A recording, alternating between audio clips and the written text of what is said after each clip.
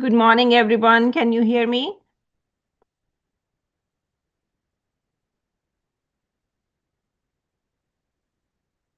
Okay, perfect. Thank you.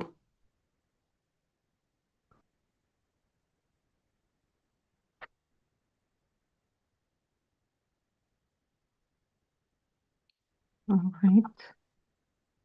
Recording in progress. I'm recording this meeting, and this will be uploaded later today.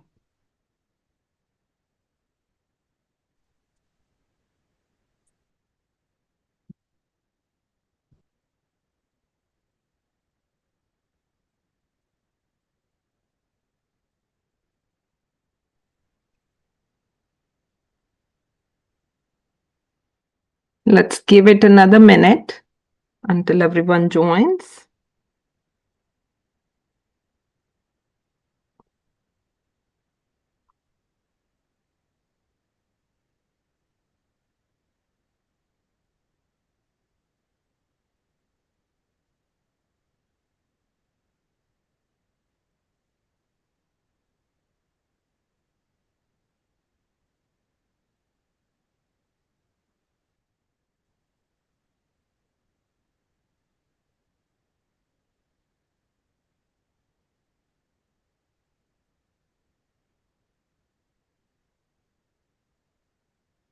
All right. I see 70 students at this 71. So students are still joining, but I think we can get started. It's already 8 a.m. So this will be just a few supplemental questions, and I'm going to go over the mechanisms one more time so you are clear about those. It's relatively a shorter session because we don't have much to do in this portion of MSK. The smooth muscle physiology will be taught in the POM session, and then you will have cardio myofibers physiology will be taught during cardiology session. Okay, so I think we have good number. It's almost 79. I changed the page numbers. So this file and the discussion session file will be uploaded. I think I'll do it after I finish today. So the page numbers, I included the action potentials. How I said yesterday, you don't have to go into the details of action potential, but the cholinergic transmission and the drugs you should be ready with, and how the synapses are talking to the motor end plate. All right, objectives again. And just in case, does anyone have questions here for this slide? Please let me know now. Are we good? Okay, so my questions to you now, can you name the drugs which can impact the cholinergic transmission that we have discussed so far? Who's the volunteer?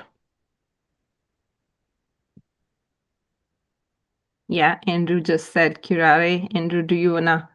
So whosoever say the name of the drug, they have to give me the mechanism. Keep that in mind. Oh, sure. For curare, not to interrupt, but for curare, it's going to compete on the nicotinic receptor on the postsynaptic terminal. So it's going to compete with the acetylcholine. Yes. Yeah. So this will be competitive inhibition here to ACH on the postsynaptic receptors. Oh, I see already students are answering there. So what's the next drug? Somebody said Botox. Alicia, do you want to describe that? Yeah, so Botox blocks or bottles up the release of acetylcholine from the presynaptic cleft. Yes, beautiful. So Botox is interfering. Don't forget, as the depolarization is arriving here at the presynaptic terminal, this will change the polarity of the membrane, and that will open the calcium channels here, right? And you need calcium for this exocytosis, right? It's helping the snare complex here which brings all these vesicles down to the presynaptic terminal. Docking of these vesicles here and releasing ACH is all requiring calcium and the snare protein complex. So Botox is basically it's interfering with the snare complex, so it doesn't let ACH come out. So what will happen? You have very little ACH in the cleft here, which is not able to depolarize the motor end plate, or no action potentials will be generated here, so the muscles are relaxing, right? So all the drugs that we have done so far. Now, how would you talk about hemicolinium? Amir already, I think Alan already explained. So basically, it's blocking the uptake of choline at the presynaptic terminal here, interfering with that. So you don't have enough choline to make ACH overall, right? How much you can synthesize at the presynaptic terminal? Most of it, more than 60% gets recycled basically back into the presynaptic terminal after every transmission. Okay. So overall, like it will slowly deplete that choline, and you don't have that much ACH available to paralyze, to start the motor end plate action potential here, right? What was, yeah, neostigmine. So how would you treat MS? Anyone who can explain neostigmine or pyrido? Yes. Andrew, please. Oh, right, for neostigmine, what that's going to do is that's going to keep the acetylcholine stuck on the nicotinic receptor, and that's going to basically provide for a greater and longer action potential to help treat gravis. Yeah. So basically, what is happening here, the neostigmine is an inhibitor to acetylcholinesterase. This is the enzyme which breaks ACH into choline and acetate, as you can see here, right? And in myasthenia, you know that there are autoantibodies which are attacking these nicotinic receptors. But only way out here is if you block ACHE for some time and let ACH be available here for a longer time, so it does have some chance to bind to these nicotinic receptors, and patient gets some relief from there. Okay. All right, so just be ready with all the drugs, as I mentioned, which can paralyze the muscles or impact the neuromuscular area, right? So that will be part of the questions. Second thing, many of the students had asked for the skeletal muscle physiology, if I could go over that one more time. So let's talk about that. So here, we have these myofibrils which have sarcomere. Those are the contractile units, right? So if you magnify the sarcomere, you basically see these thick bands, which are myosin, and then actin, the thin bands.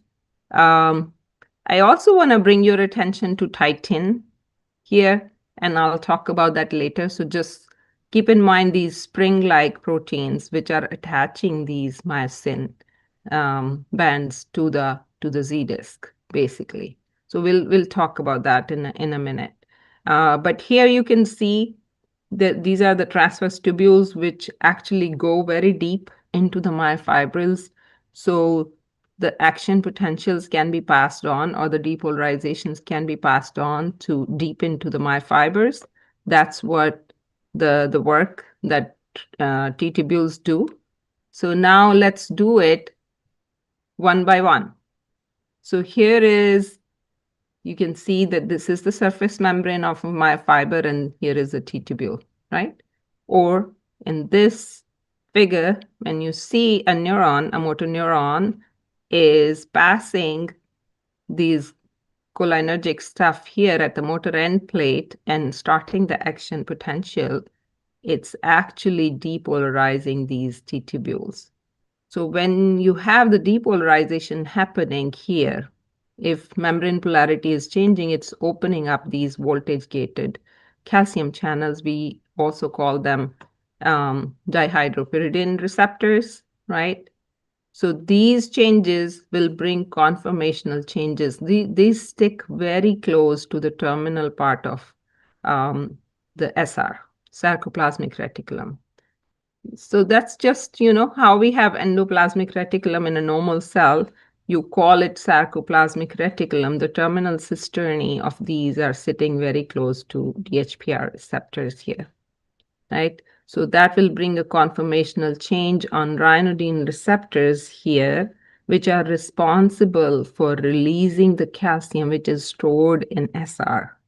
And why do we need? Just keep in mind, there will be calcium coming through these receptors as well. But that doesn't change the intracellular calcium concentration that much. How much is being changed by SR calcium? That has a direct role in the excitation contraction coupling. Okay. So once you have these ryanodine receptors opening up and then releasing calcium here, what is happening? You need calcium to go bind to these actin filaments, the troponin part of it, which will bring conformational changes in the tropomyosin, right? So you see these tropomyosin on the actin. This is basically blocking the area where myosin head can come and bind. So calcium binding to troponin will basically bring the conformational change so myosin head can go bind in there and then anchor those. And that's how your contraction coupling will start, or the cross bridges are being made by the presence of calcium. Plays an important role. Is everyone clear up to this point? Because somebody had asked, and I just want to make sure that everyone got the points, right?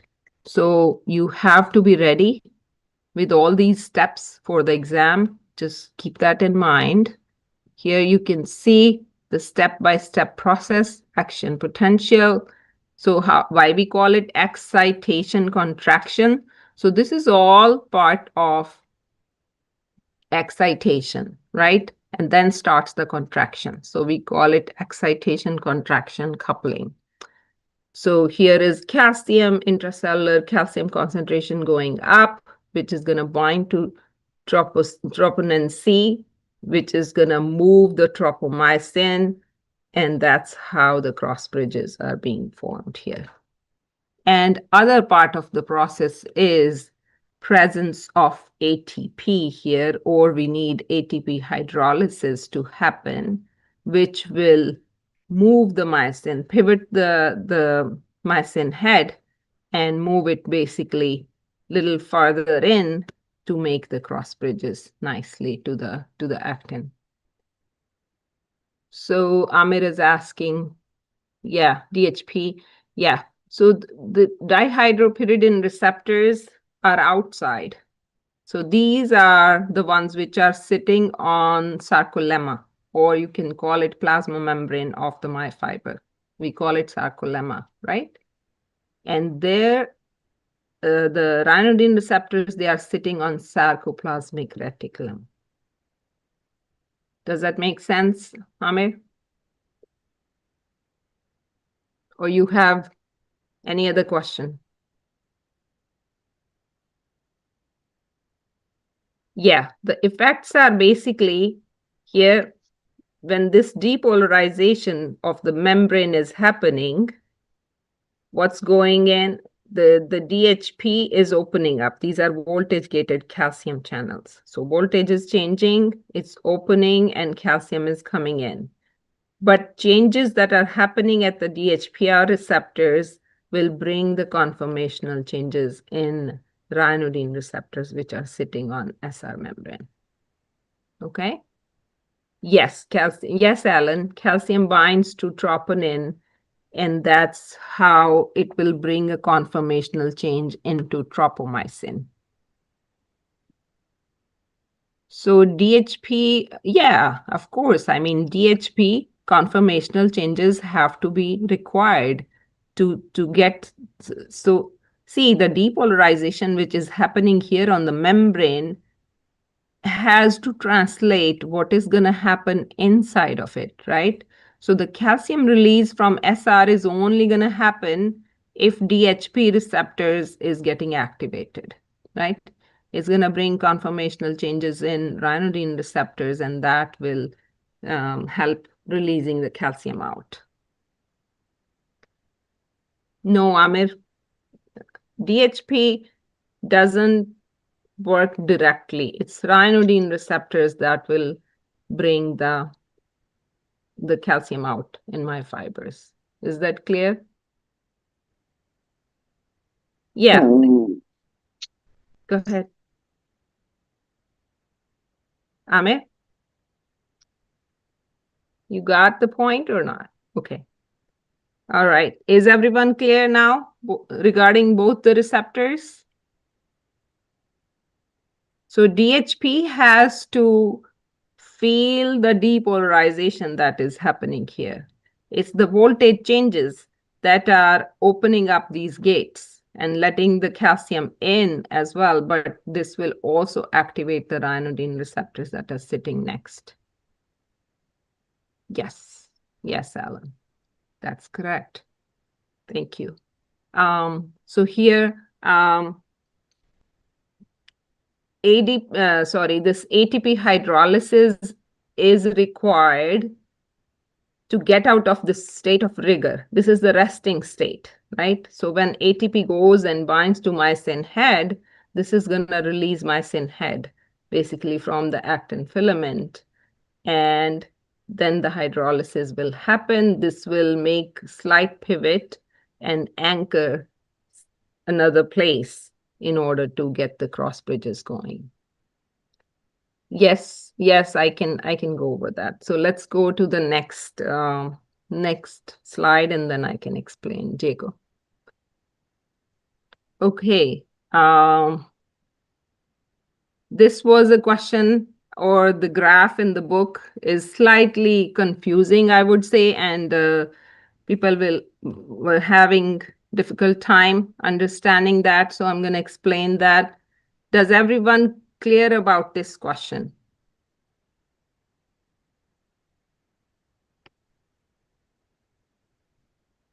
Are you clear about this question? Yes. So force length relationship, greatest force generation is when you have the muscle at the optimal length. That's when you're going to have the best force availability, right? So let's go to the figure, and then I can explain what we are trying to say here. So if you look at this graph here, I explained you yesterday, isometric is when you are not doing any joint movement and you are an optimal length. Your myofibers are an optimal length rather than being contracted or stretched out too much. So your cross bridges will only take place if actin is lying very nicely on with the myosin heads, right? If you look in this figure. But here, that can very well explain, like if you contract your muscles too much, that means your actin filaments are overlapping and they are not able to make that good of the cross bridges, right? So if you compare this portion where your muscle fibers are less than optimal length, the force generation is only this much. But if you have nice length of myofiber where there is not much contraction, it's at a nice optimal length, it can make the best cross bridges here. And this length is usually, they say 1.65 to, I mean, you can take from 1.5 to pretty much 2.25 microns, okay? And if you are stretching, let's say you are stretching your arm way too much, then you are sliding these actin filaments away from the myosin heads. right? So you are not able to make that much strength. So this is, the force is dropping down here. Is that clear, Diego? So this portion where you are doing the contraction, you have lesser cross bridges. This is isotonic. So whenever there is contraction taking place or overstretching taking place, this is isotonic, and this one would be isometric.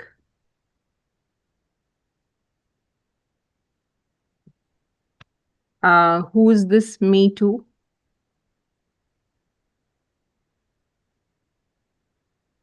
Okay, Zay, would you like to ask your question? I don't get it. Why are there fewer cross bridges when fully contracted compared to? So see, if you are contracting your muscles way too much, you are basically sliding the actin filaments over each other. So you are basically missing the myosin heads here. You see this? Zeke? You see this? If actin is overlapping, you are missing all these areas where nice cross bridges could be made, right? Now that is not there, that is not present, that area is missing here. So you're missing those cross bridges that couldn't be done there. Is everyone clear now? Yes? Do we have Ruman on the call? Ruman? Yes, I'm here. Okay. All right. So this is for you. You were asking for the passive and active tension. So just keep in mind when there are cross bridges which are being made, right? These are the cross bridges which are being made. This is your active tension, right? But your total tension would also be adding up the passive tension. So I'll give you an example. What is your passive tension now? So if I'm contracting, let's say I'm trying to contract my muscles, right? If I'm trying to contract my biceps, I have to relax my triceps. That's the rule, right? You must have read in anatomy already. Ruman, is it clear? Yes, that's clear. So biceps contracting, triceps relaxing, or stretching. So if they are stretching, now I want to bring the titin that I was talking about. These are spring-like proteins, which are basically stretching. When you are stretching your muscles, they will be pulled up. So this passive tension is basically coming from titin that will be also adding up to your total tension. No doubt, this majority of your tension is made by the cross bridges, the active tension, but the passive tension will also add up to that. Does that make sense? So passive tension is coming from titin. Yes. So basically, whenever you are stretching your muscles, you are stretching those proteins, which are basically the spring-like stuff, which is stretching your myosin filaments. Or if there are any proteins which are stretching the actin filaments, those are adding up to your passive tension. They're not coming from actual cross bridges, but it's coming from the stretching of that stuff. Makes sense. Thank you so much, Dr. Clark. You're most welcome. I know the book doesn't do a good, explanation for this, but yeah, if you just look at this graph, follow this, and follow this one, I think this explains it really well. So rather than following the book figure, I think this can help you better. All right, so we can move next. Is everyone clear about role of circa? Any questions regarding that? Are we good? Okay, so if you inhibit circa, what is going to happen?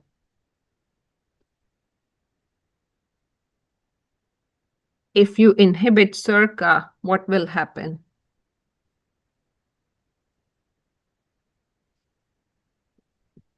Yes, the muscle may contract for a shorter time because calcium is consistently sitting outside in the myofibers, right? Yeah, you're right, Andrew. You cannot relax the muscle. For a good contraction, always you have to relax your muscle in between. That's the rule, right?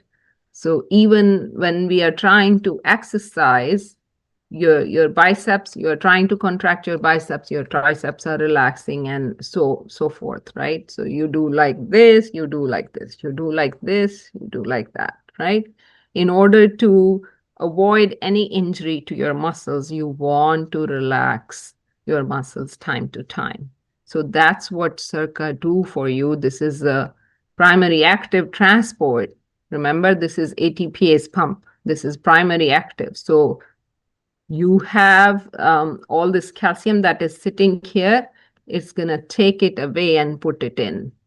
Here it is going to sequester all this calcium that is going to sit there and not in the free state, basically.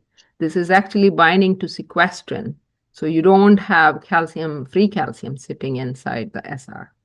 Okay, Erica is asking, Circa inhibition eventually. Yeah, I mean, if you are inhibiting, yeah, the muscle will get injured or fatigued eventually. Yes, you're right, Erica. Okay, Ellen is asking where would DHP in this figure? So your DHP is here. That's the calcium door, right? Alan? That this is your plasma membrane, or we call it sarcolemma. You can call it plasma lemma or sarcolemma. That's the calcium door, right? Here is your ryanodine receptor in this case. I found this figure over internet to make it like more clear to you all. So I hope it's clear enough. If you want, I can put DHP up here so you can. Yes. So basically, you don't want to contract the skeletal muscle again and again. You give it some rest, right? That's how you will achieve a better contraction. So every time one contraction is done, this calcium is being accumulated and taken up by this primary active transport by Circa. But if you put an inhibitor there, your muscle is not able to relax, right? You are taking away that property of the muscle. Yes, all good? Okay. All right. So next question, this is a new question for you, and I'm going to run the poll for this.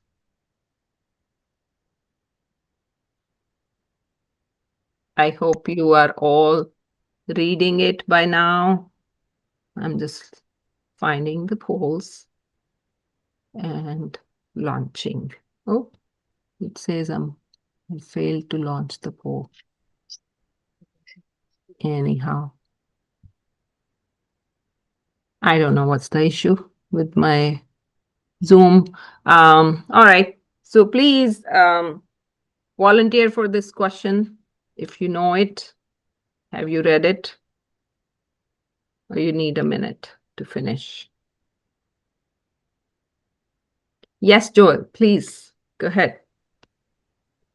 Chose D as my answer. Very nice. Thank you. Excellent. Yeah, so you need an action potential to come to the muscle membrane, right? And then depolarization of T tubules. Then you have opening of SR calcium release. Those are your, well, it's talking directly to the ryanodine receptors. So basically you are missing a DHP here, but that doesn't make other choices correct.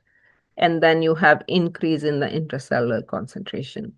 So if I add DHP here, that will make it better, this question, right? But don't get confused by that. It's still the right answer. Why first is not correct? Number one. Joel, would you like to explain? Yeah, we can explain. It's a little bit out of order, but also it's missing a part where the the action potential has to occur first in the muscle membrane.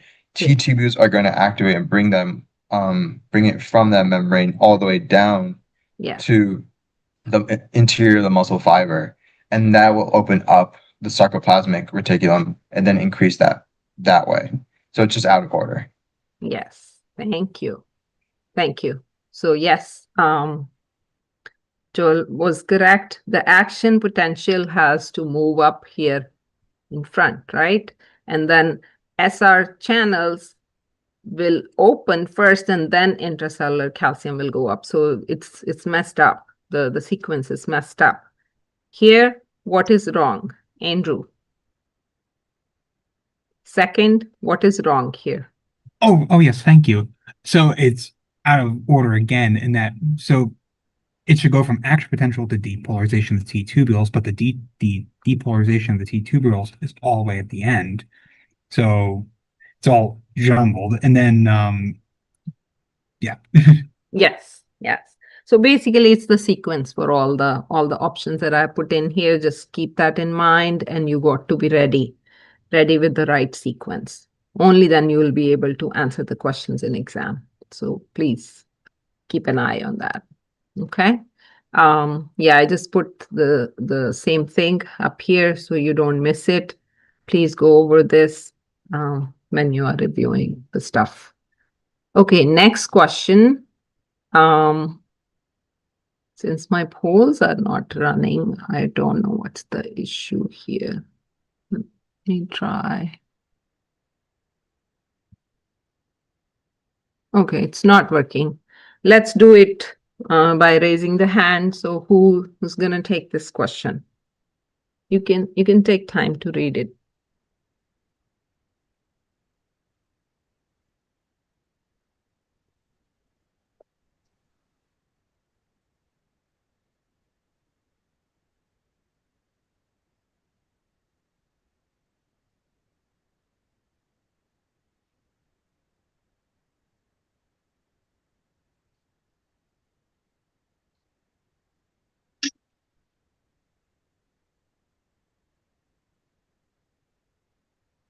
Anyone?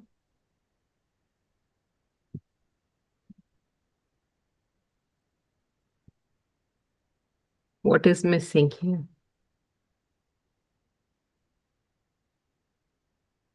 Any guesses? Yes, Andrew? Oh, thank you. Would it be QRA?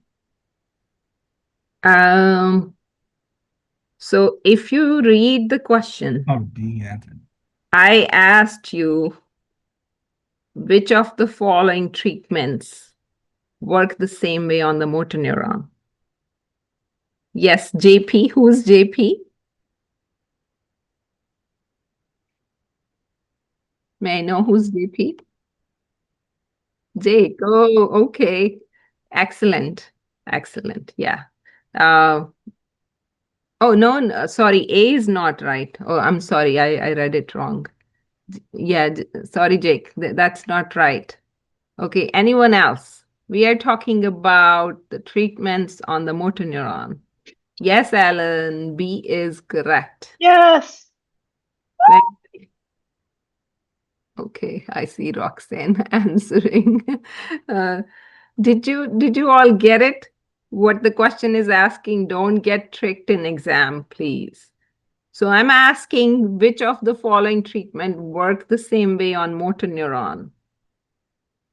So out of all these, curare works at what place? Curare works at postsynaptic, right? I didn't say, I asked you motor neuron. You got to be ready for that, right? So don't get tricked in exam, please. That's my humble request. Neostigmine is also gonna work on ACHE, so that's not on motor neuron. Same thing with pyrido, right? Only acetylcholine, if you are giving someone acetylcholine, you will increase the frequency of electrical stimulation, right? So Botox is the only right answer here, which is going to work on the presynaptic terminal of this motor neuron. just keep this in mind that you are now talking to a muscle fiber, right, through a motor neuron. So Botox is the answer that you are looking for here. Is everyone clear? I'm happy that we could do some critical reasoning here. Yes, Joy. Joy, you have. Can you hear me okay? Yes, yes. I just wanted to double check. So curare, it only works on Nicotinic it's not an option because it works at sorry, in my old diagram, I have it as functioning at the neuromuscular junction on the postsynaptic cleft. But so okay, it so it does. basically it's a competitive inhibitor for acetylcholine on the postsynaptic area, whether it's a muscle fiber, whether it's a next neuron that is sitting there. So compared to Botox, why like both are acting in the neuromuscular junction. So why would curare not, is the postsynaptic neuron not considered part of the motor neuron? So see, the question had asked you for the muscle fiber. You missed the point here. Oh, okay. I see. Is it clear? Yeah. Now we are not talking about neurophysiology anymore. We are just talking about neuron talking to the muscle fiber. Okay. See my point? Okay. Right. Yeah. So it's talking. Yeah. It's on the muscle. Okay. Yeah. Yeah. Thank you. Is it clear to everyone? Yes? Are we good? Okay. All right. So just, when you are reading stuff in exam, just be careful. It's a very small portion of physiology that's going to be on the exam. But I told you multiple times, even one question wrong here can bring you down significantly. So just be ready with all and I can promise you, if you did it really well, you will have 100 on that. Okay. So just, there are only 4 or 5 drugs that we are talking, or the skeletal muscle physiology. There's nothing much which is coming from outside. The receptors and stuff, we have gone into full detail of that, right? Okay, next one.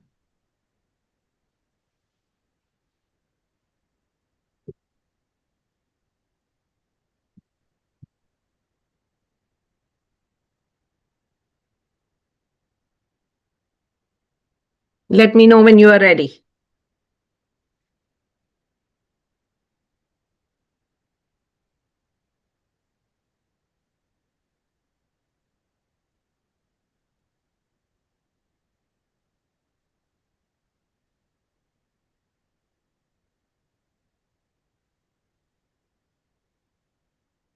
Okay, do we have a volunteer for this?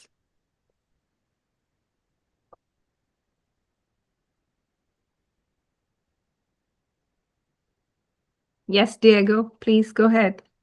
Would it be C, detachment of myosin head from actin? That's correct. And I see the answers. Thank you, everyone who is answering in the text. Yes, Michael, Dhruv, Deborah. Yeah, you are correct. So basically, it's just we are talking from state of rigor, adding ATP there, and that will detach the myosin head. The stem may be looking very long, but don't get tricked by that.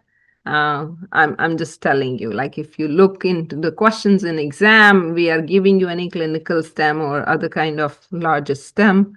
It may be a simple question. Okay. All right. Very good. Very happy. Okay. Next one.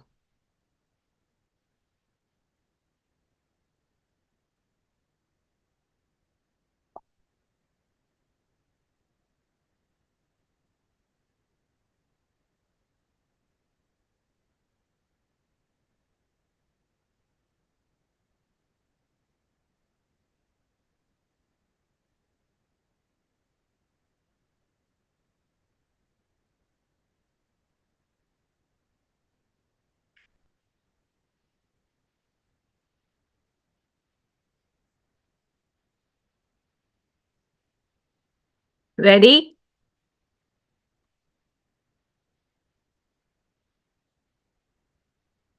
Okay, anyone who would, oh, okay. I see everyone is answering in the chat.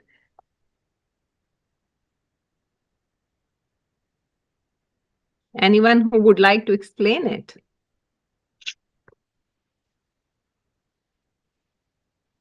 Roxanne?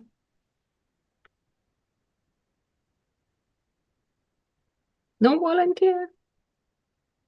I can explain it. I think tropomyosin usually is covering the myosin on the myosin binding sites on the actin filament. The only time it has this conformational change is when calcium binds onto the TNC.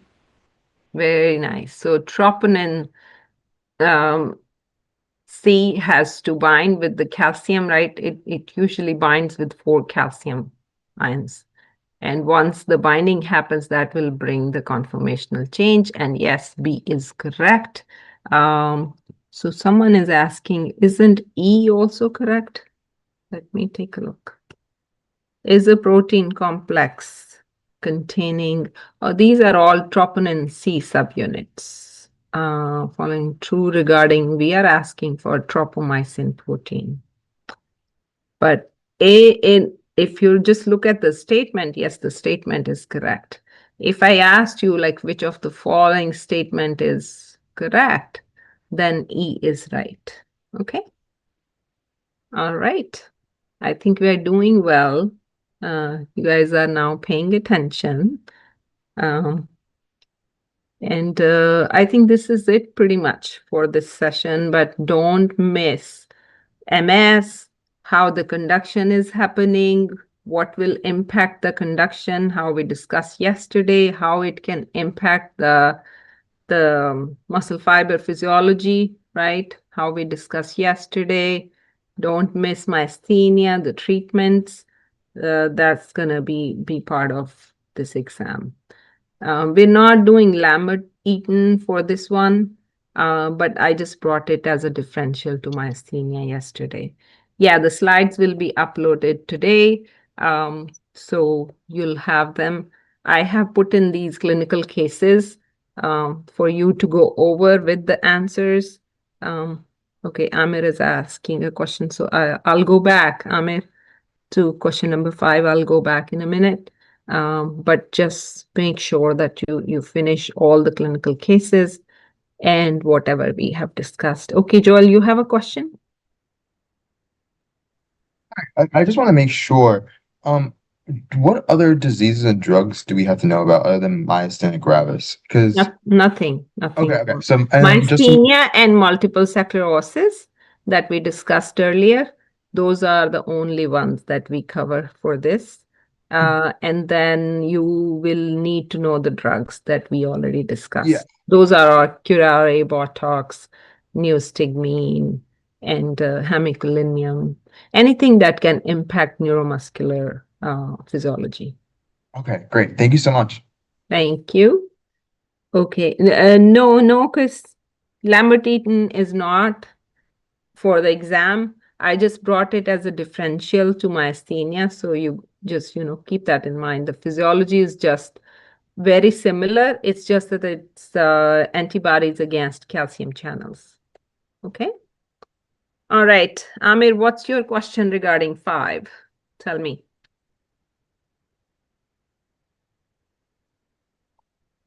Amir, you had a question regarding? Just wanted more clarification. So basically, this is a motor neuron which has a low frequency electrical stimulation, right? Talking to the muscle fibers. And I had asked you which of the following treatments work the same way on the motor neuron, right? So motor neuron is the one which is talking to the muscles. So only drug that you can have which can have the same impact that can bring the electrical stimulation down is going to be Botox out of these. Neostigmine and